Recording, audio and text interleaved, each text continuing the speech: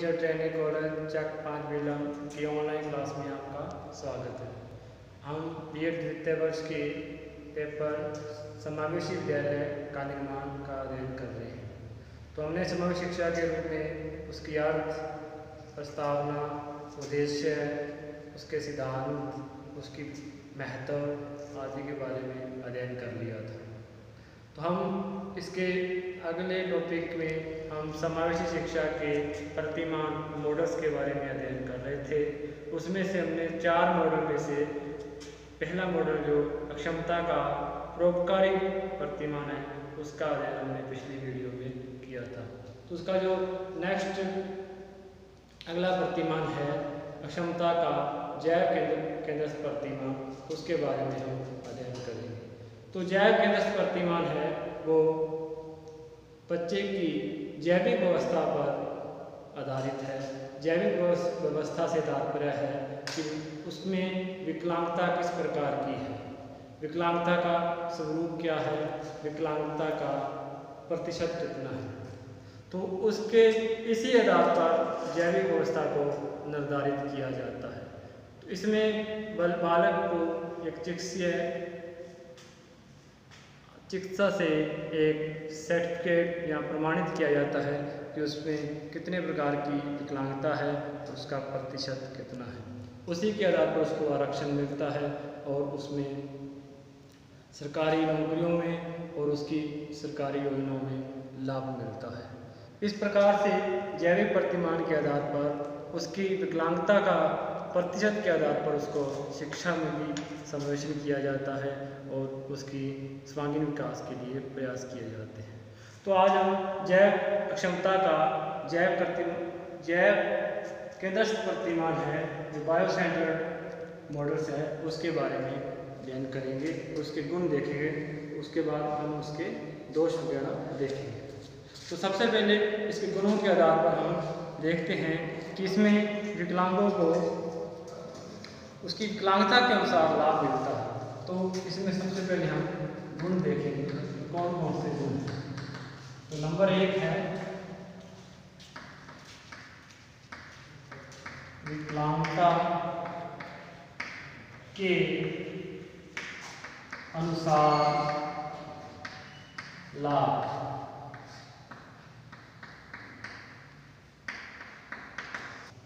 तो विकलांगता के अनुसार लाभ मिलता है। नंबर 2 है जागरूकता का विकास। जागरूकता का विकास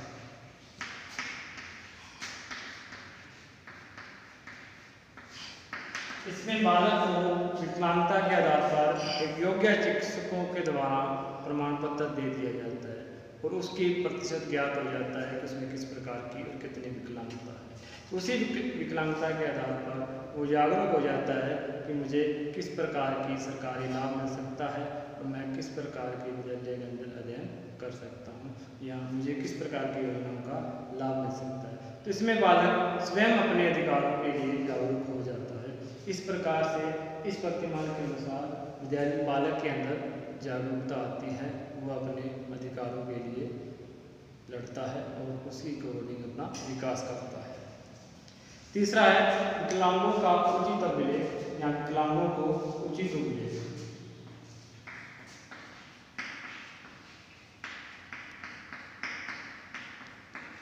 विकलांगों को उचित अभिलेख।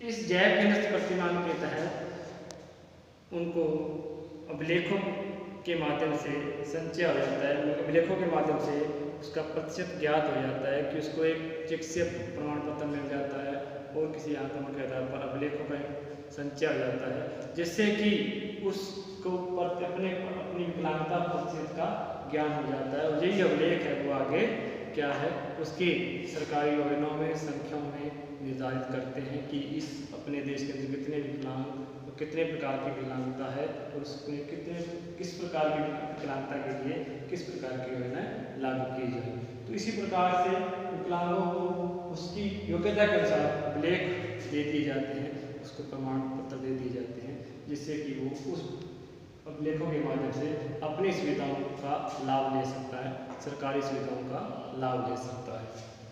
नंबर 4 है योजना निर्माण में सहायता।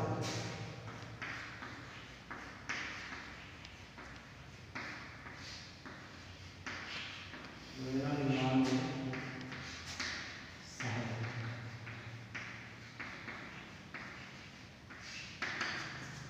तो क्षमता का जो प्रतिमान है वह सरकार की योजनाओं के निर्माण में भी सहायता करता है, क्योंकि इसके अंदर जो विकलांगता का जो संख्या है, उसका स्वरूप है, उसका प्रतिशत है, वो सारे आंकड़े सरकार के पास चले जाते हैं। तो सरकार उसकी योजनाओं के उसके अनुरूप योजनाओं का निर्माण करती है। इस प्रकार से इसमें वित्तीय सुविधा, उसके पुनर्वास संबंधी आदि कार्य किए जाते हैं। नंबर 5 है धन की उपलब्धता। धन उपलब्धता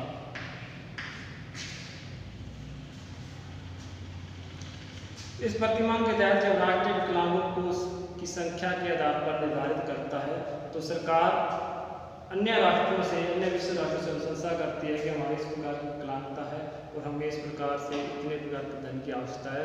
तो बड़े बड़े जो अंतर्राष्ट्रीय संस्थाएं हैं वो इस प्रकार के अनुदान देती है, जो कि धन उपलब्ध करवाती हैं। और सरकार अन्य भी स्रोत भी है वो भी खोजती है इन विकलांग बालकों के लिए किस प्रकार से धन उपलब्ध करवाया जा सके।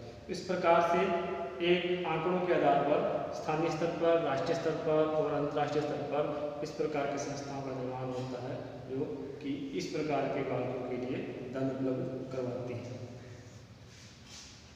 नंबर 6 है जातिगत भेदभाव का अभाव।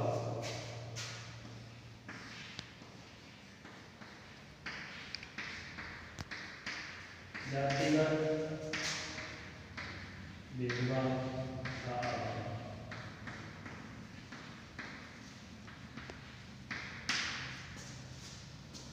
तो विकलांगता के जो प्रकार है, आरक्षण मिलता है, उसके अंदर जातिगत आधार पर किसी प्रकार का भेदभाव नहीं किया जाता, क्योंकि विकलांगता का एक अलग आरक्षण होता है।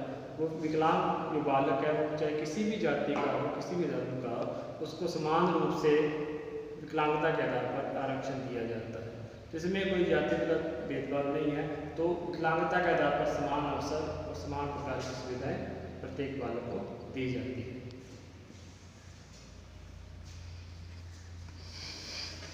आगे है 7 नंबर प्रजातांत्रिक।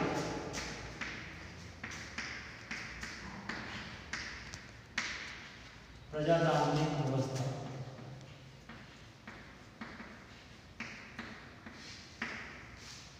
तो इस जैव केंद्र प्रतिमान के आधार पर क्या है, प्रजातांत्रिक रूप से इसकी व्यवस्था की गई है, क्योंकि इसमें किसी भी जाति, लिंग के आधार पर, किसी स्थानीय क्षेत्र के आधार पर किसी प्रकार का भेदभाव नहीं किया जाता। चाहे वो इस राष्ट्र के कहीं किसी भी जगह निवास करता है, तो उसको समान रूप से इस प्रतिमान के तहत आरक्षण का लाभ मिलता है, विकलांगता के आधार पर लाभ मिलता है। तो इस प्रकार से हमने देखा है कि इसके अंदर हमने 7 प्रकार के गुण पढ़े हैं कि इसको विकलांगता के आधार पर लाभ मिलता है, जिस प्रकार की विकलांगता है उसके आधार पर उसको लाभ दिया जाता है। और इसमें व्यक्ति जो बालक है वो जागरूक होता है अपने अधिकारों के लिए, अपनी योजना के प्रति जागरूक होता है, उसको क्योंकि उसको अपना विकलांगता का प्रकार पता चल जाता है और उसके प्रतिशत पता चल जाता है, जिसके आधार पर वो जागरूक होता है।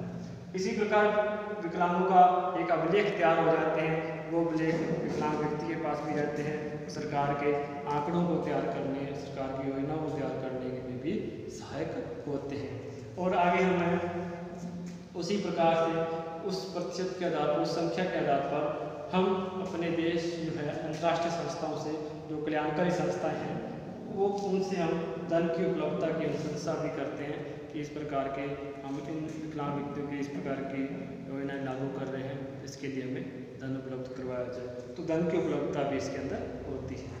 और जातिगत भेदभाव के तहत हमने देखा कि इसके अंदर किसी भी जाति या धर्म के आधार पर किसी प्रकार का भेदभाव नहीं किया जाता। विकलांग व्यक्ति का एक समान रूप से आरक्षण दिया जाता है, चाहे वो किसी भी जाति व धर्म का हो। प्रजातांत्रिक आधार पर है, प्रजातंत्र में भी वही बात है, किसी को भी जाति धर्म के आधार पर भेदभाव न करते हुए समान रूप से स्वतंत्र रूप से क्या है देश के अंदर विचरण करने और उसमें अपना विकास करने की स्वतंत्रता है, उसके साथ किसी प्रकार का भेदभाव नहीं किया जाता। तो हमने अक्षमता का जैव केंद्र प्रतिमान के गुण देखे, तो गुणों के आधार पर हमने बताया, हमें ज्ञात हुआ कि इस प्रकार से विकलांगों के अनुसार जो उसकी किस प्रकार की विकलांगता उसका लाभ मिलता है। ज़्यादातर इसमें मेन उद्देश्य इसका यही है कि इसके अंदर एक अभिलेख तैयार हो जाते हैं, जो बच्चे को एक प्रमाण पत्र के आधार पर दे दिए जाते हैं, बालों को प्रमाण पत्र के आधार पर दे दिए जाते हैं। वही संख्या और स्वरूप है सरकार अपनी योजना के लिए योजना को लागू करने के लिए अब उसको व्यवस्थित करती है कि किस प्रकार की योजना किस प्रकार की विकलांगता के लिए करनी है। तो इसमें के अंदर पूर्ण रूप से जो गुण नहीं है, इसमें कुछ ऐसे दोष भी हैं जिसके कारण इसकी आलोचना की गई है। तो हम उन दोषों के बारे में अध्ययन करेंगे। तो सबसे पहले है संकीर्ण व्यवस्था।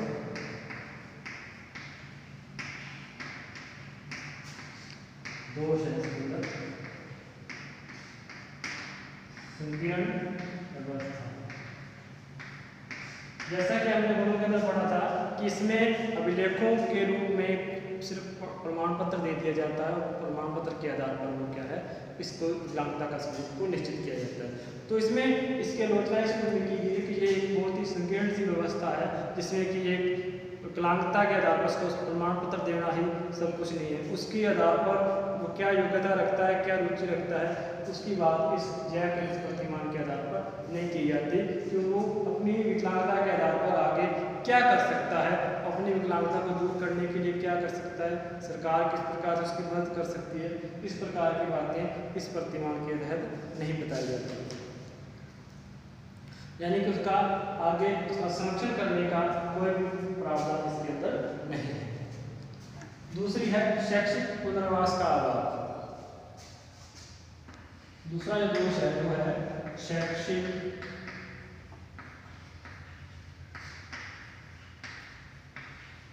पुनर्वास का अभाव।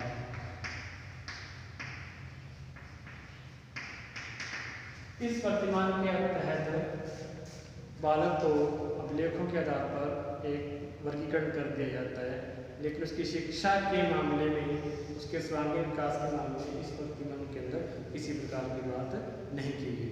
और इसी प्रकार से इसमें समग्र विकास के लिए किसी प्रकार का प्रावधान नहीं किया गया कि वो किस प्रकार से शिक्षा ग्रहण करेगा और अपना जीवन किस प्रकार से आत्मनिर्भर रूप से जीवन निर्वाह करेगा, इसके बारे में कोई भी इसके बारे में बात नहीं की गई। तीसरा है चिकित्सा सुविधाओं का अभाव। तीसरा है चिकित्सा सुविधाओं का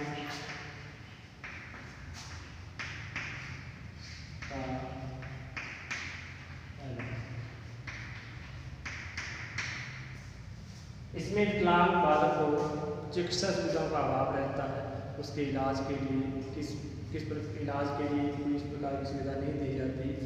सिर्फ उसकी योग्यता को निर्धारित करने के लिए जांच करके उसको सर्टिफिकेट दे दिया जाता है, प्रमाण पत्र दे दिया जाता है। तो ज़्यादातर इस विकलांगता के आधार पर चिकित्सा केंद्रों का भी अभाव रहता है, यहाँ करके वो अपना परामर्श ले सके, गाइडेंस ले सके या अपना इलाज करवा सके। तो इस प्रकार से चिकित्सा सुविधाओं का लाभ इसको इस प्रतिमान के तहत नहीं दिया जाता। तो ये एक प्रकार से इसका दोष है। नंबर 4 है सामाजिक पुनर्वास का अभाव। सामाजिक पुनर्वास का अभाव।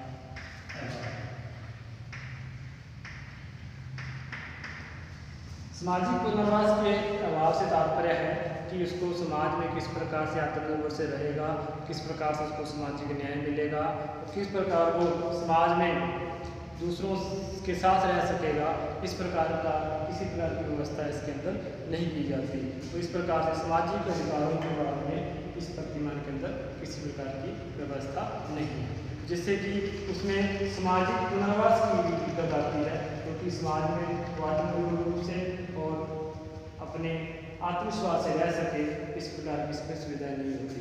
उसको अलग थलग देखा जाता है, उसको एक विकलांगता के रूप में देखा जाता है, जिससे कि वो समाज में एक अपने आत्मनिर्भर रूप से या आत्मसम्मान रूप से अपने जीवन निर्वाह नहीं कर सकता। तो सामाजिक पुनर्वास की समस्या इसके अंदर आती है, तो सामाजिक पुनर्वास का अभाव इसके अंदर होता है, इसलिए ये पूर्णतः योग्य नहीं है, क्योंकि इसमें सामाजिक रूप से जो बालक है अपने से आत्मविश्वास से नहीं रह सकता। आगे है व्यवसायिक ज्ञान का अभाव। व्यवसायिक ज्ञान का अभाव।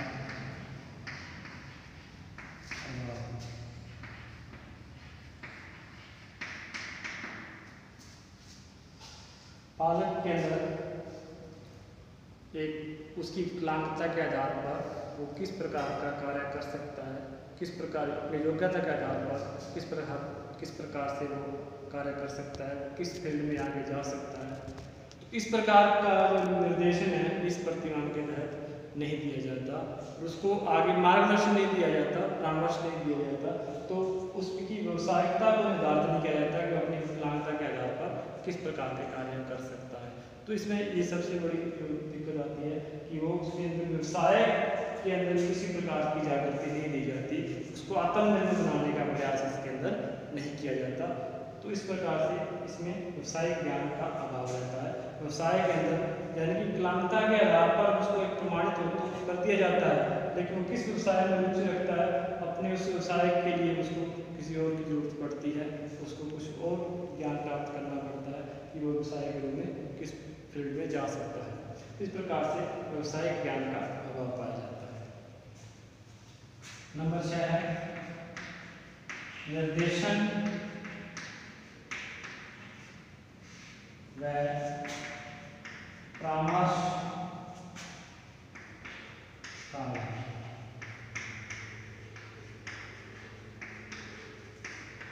जैसा कि हम ऊपर वाले पॉइंट में व्यवसायिक वाले में भी डिस्कस कर सकते हैं कि उसकी गाइडेंस और परामर्श का अभाव पाया जाता है, जिससे कि वो अपने व्यवसाय को सही ढंग से चुन सके। इसके बारे में आगे बातचीत नहीं की जाती, इसके बारे में व्यवस्था नहीं की जाती। तो वही सेम बात है कि विकलांगता का प्रमाण पत्र देने के बाद में उसको कोई गाइडेंस और परामर्श है वो उसके अंदर नहीं दिया जाता, उसको अपना जीवन जीने के लिए अपने अधिकारों को प्राप्त करने के लिए क्या है किसी अन्य की परामर्श लेना पड़ता है, गाइडेंस लेनी पड़ती है। इस प्रकार से वो क्या है अलग से उसको अपना श्रम है करना पड़ता है। इस प्रकार से इसमें निर्देशन और परामर्श का अभाव पाया जाता है। नंबर 7 है समस्या समाधान का अभाव।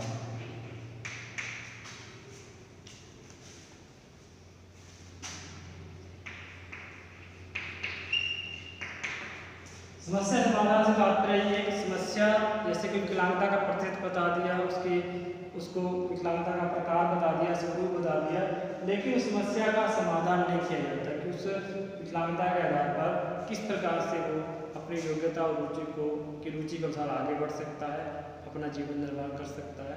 इस प्रकार से समस्या का समाधान नहीं किया जाता और इस प्रकार से इस प्रतिमान के तहत अभिलेखों पर अधिक जोर दिया जाता है कि आंकड़ों के आधार पर उसको प्रमाणित कर दिया जाए। 8वां आगे पॉइंट है जो आता है एक पक्षीय विकास।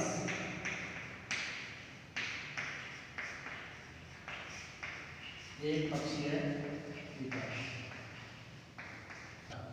तो अपने 8 नंबर जो पॉइंट है जो दोस्त के अंदर देख रहे थे एक पक्षीय विकास। तो एक पक्षीय विकास का मतलब है कि इसके अंदर बालक की विकलांगता को प्रमाणित करके उसको उसके एक अधिकार दे दिए जाते हैं, सुविधा प्राप्त करने के अधिकार दे दिए जाते हैं, लेकिन उसकी योग्यता और क्षमता के अनुरूप सर्वांगीण विकास की तरफ कोई भी ध्यान नहीं दिया जाता कि किस प्रकार की योग्यता रखता है, किस प्रकार से सामाजिक विकास होगा, किस प्रकार से उसका नैतिक विकास होगा, या अपने जीवन निर्वाह के लिए क्या कर सकता है, इस प्रकार का इसके अंदर कोई भी प्रावधान नहीं है। सिर्फ प्रमाणीकरण करके उसको उसके सुविधा लेने का लिए अधिकृत कर दिया जाता है। तो सुविधा किस प्रकार से लेनी है और किस प्रकार उसका विकास होगा, इसके बारे में कोई भी व्यवस्था इसके अंदर नहीं है। तो हमने यहाँ पर देखे हैं संकीर्ण व्यवस्था, क्योंकि इसमें कुछ इस प्रकार से सामूहिक विकास की व्यवस्था नहीं है, शैक्षिक पूर्वाभास की व्यवस्था नहीं है, शिक्षा के बारे में कोई प्रावधान नहीं है, शिक्षा सुविधाओं का लाभ नहीं होता है इसके अंदर, सिर्फ प्रमाणीकरण के जोड़ दिया जाता है। उसके बाद उसकी इलाज के लिए या उसकी सुविधा प्राप्त करवाने के लिए किसी प्रकार के सुविधा के अंदर या चिकित्सा के अंदर विवरण नहीं है, विवरण नहीं दिया जाता है। सामाजिक पुनर्वास में समस्या आती है। सामाजिक रूप से बालक किस प्रकार से समाज में समान अधिकार के रूप में रहे, किस प्रकार से वो आत्म सम्मान से रहे, इस प्रकार की कोई व्यवस्था इसके अंदर नहीं की जाती। व्यवसायिक ज्ञान के बारे में इसके लिए कोई किसी प्रकार की बात नहीं की जाती कि वो किस प्रकार का व्यवसाय करे, किस उसकी योग्यता रुचि के अनुसार किस प्रकार का उसको व्यवसाय चुनना चाहिए, इसके बारे में किसी प्रकार की उसको निर्देशन या परामर्श नहीं दिया जाता। इसी प्रकार से निर्देशन और परामर्श का अभाव भी इसके अंदर पाया जाता है। समस्या है, विकलांगता की एक समस्या है और विकलांगता को प्रमाणीकरण तो कर दिया जाता है कि उस विकलांगता के आधार पर किस प्रकार से समाधान होगा, किस प्रकार से वो विकलांगता दूर होगी और किस प्रकार से वो दूर करके विकलांगता को दूर करके जीवन निर्वाह के लिए उपयोगी हो सकता है, अपने आप के जीवन को उपयोगी बना सकता है। इस चीज़ का उसके अंदर कोई भी व्यवस्था इसके अंदर नहीं की जाती। तो एक पक्षीय विकास है, एक पक्षीय विकास का अर्थ यही है कि एक अभिलेखों के आधार पर उसको प्रमाण पत्र तो दे दिया जाता है, लेकिन उसकी रुचि और योग्यता के अनुसार उसके सर्वांगीण विकास के लिए किसी भी प्रकार का व्यवस्था इसके अंदर नहीं की जाती। तो इस प्रकार से हमने इसके दोष देखे हैं। तो गुण और दोष दोनों को देखने के बाद में हमें ये लगता है कि इस प्रकार से परोपकारी वर्तमान के तहत भी कुछ चीज़ें, कुछ कमियां थी, कुछ दोष थे कि वो इसके अंदर परोपकार के रूप में सिर्फ रहने और खाने पीने की सुविधा के अलावा किसी प्रकार की व्यवस्था उसके अंदर नहीं की जाती थी। कहने का अर्थ है कि उसके शिक्षा और समाज में रहने के लिए किसी प्रकार की व्यवस्था नहीं की जाती थी। एक दया और सहानुभूति के आधार पर उसके रहने और खाने पीने की व्यवस्था पर अधिक जोर दिया जाता था। तो इसमें भी जैव प्रतिमान के आधार पर भी उसको लेखों के आधार पर, संख्या के आधार पर, विकलांगता के स्वरूप के आधार पर अभिलेखित तो कर दिया जाता है, उसको एक प्रमाणित तो कर दिया जाता है, सुविधा देने के लिए एक प्रमाण पत्र तो दे दिया जाता है, लेकिन आगे चलकर सर्वांगीण विकास के लिए कुछ नहीं किया जाता। इस प्रकार से ये प्रतिमान पूर्ण रूप से तो सही नहीं सिद्ध होते, लेकिन फिर भी इसमें विकलांगता के आधार पर उसकी सरकार की योजना बनाने में, सरकार को कल्याणकारी योजना बनाने में सहायक सिद्ध होता है। इस प्रकार से कहीं ना कहीं ये बात जो क्षमता का जैव प्रतिमान है वो इस विकलांगता के लिए सही सिद्ध हुआ और उसकी जागरूकता को बढ़ाने के लिए, बच्चों में जागरूकता बढ़ाने के लिए, अपने सुविधाओं को प्राप्त करने के लिए भी लाभदायक सिद्ध हुआ। तो इस प्रकार से हमने दो प्रतिमान देख लिए हैं, एक परोपकारी प्रतिमान यानी कि अक्षमता का परोपकारी प्रतिमान, दूसरा है अक्षमता का जैव केंद्र प्रतिमान। तो आगे कल हम तीसरे प्रतिमान का अध्ययन करेंगे, कार्यशील प्रतिमान का, तो अक्षमता का कार्यशील प्रतिमान। तब तक पढ़ते रहें, घर पे रहें, स्वस्थ रहें। धन्यवाद।